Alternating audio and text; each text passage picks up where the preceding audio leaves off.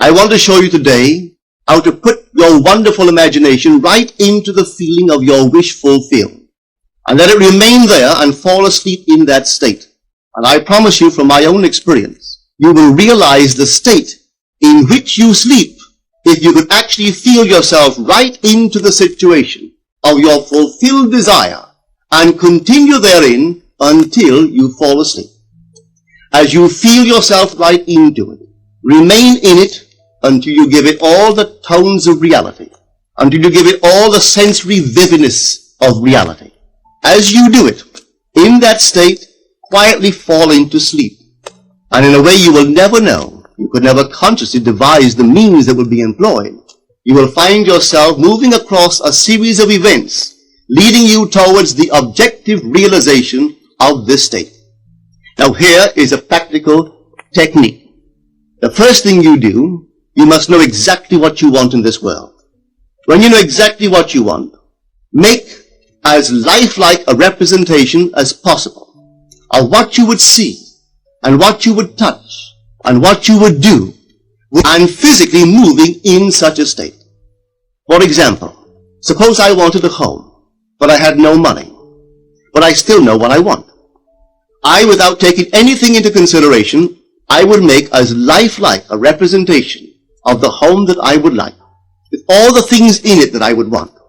And then, this night, as I would go to bed, I would, in a drowsy, sleepy state, the state that borders upon sleep, I would imagine that I am actually in such a house, that were I to step off the bed, I would step upon the floor of that house.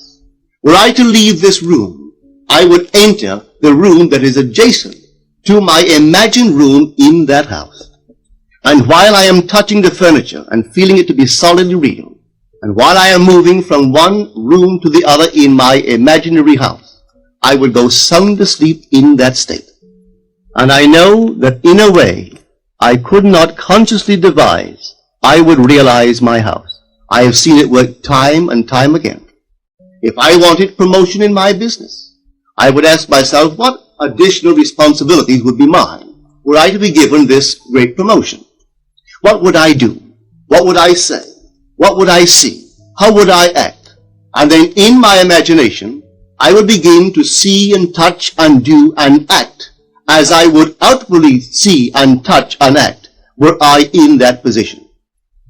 If I now desired the mate of my life, were I now in search of some wonderful girl or some wonderful man, what would I actually find myself doing that would imply that I have found my state? For instance, suppose now I was a lady. One thing I would definitely do, I would wear a wedding ring. I would take my imaginary hands and I would feel the ring that I would imagine to be there. And I would keep on feeling it until it seemed to me to be solidly real. I would give it all the sensory vividness I am capable of giving anything. And while I am feeling my imaginary ring, which implies I am married, I would sleep. This story is told us in the Song of Songs, or the Song of Solomon. It is said, "At night on my bed, I sought him whom my soul loveth. I found him whom my soul loveth, and I would not let him go, until I brought him into my mother's house, right into the chamber of her that conceived me." If I would take that beautiful poem and put it into modern English, into practical language, it would be this. While sitting in my chair, I would feel myself right into the situation of my fulfilled desire. And having felt myself into that state, I would not let it go. I would keep that mood alive, and in that mood, I would sleep. That is, taking it right into my mother's chamber, into the chamber of her that conceived me.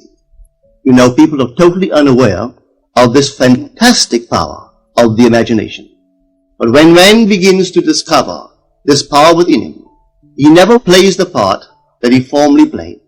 He doesn't turn back and become just the reflective life. From here on in, he is the affecter of life. The secret of it is to center your imagination in the feeling of the wish fulfilled and remain therein.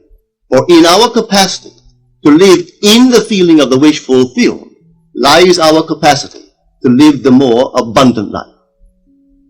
Most of us are afraid to imagine ourselves as important and noble individuals, secure in our contribution to the world, just because at the very moment that we start our assumption, reason and our senses deny the truth of our assumption. We seem to be in the grip of an unconscious urge which makes us cling desperately to the world of familiar things and resist all that threatens to tear us away from our familiar and seemingly safe moorings. But I appeal to you to try it. If you try it, you will discover this great wisdom of the ancients, for they told it to us in their own strange, wonderful, symbolical form. But unfortunately, you and I misinterpreted their story and took it for history when they intended it as instruction to simply achieve our every objective.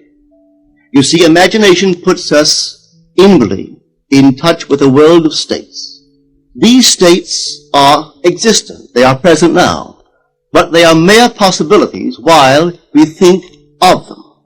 But they become overpoweringly real when we think from them and dwell in them. You know, there's a wide difference between thinking of what you want in this world and thinking from what you want.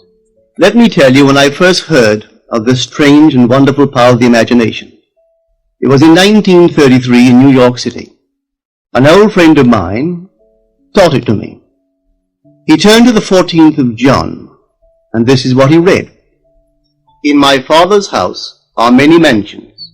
If it were not so, I would have told you. I go to prepare a place for you. And if I go and prepare a place for you, I will come again and receive you unto myself, that where I am, there ye may be also. He explained to me that this central character of the Gospels was human imagination. That mansion was not a place in some heavenly house, but simply my desire. If I would make a living representation of the state desired, and then enter that state and abide in that state, I would realize it. At the time, I wanted to make a trip to the island of Barbados in the West Indies, but I had no money.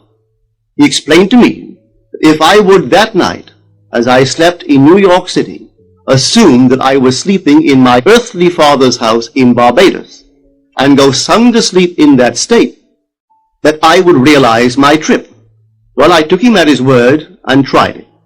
For 1 month, night after night, as I fell asleep, I assumed I was sleeping in my father's home in Barbados.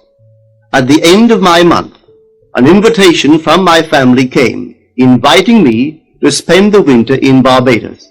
I sailed for Barbados the early part of December of that year. From then on, I knew I had found this Savior in myself. The old man told me that it would never fail. Even after it happened, I could hardly believe that it would not have happened anyway. That's how strange this whole thing is.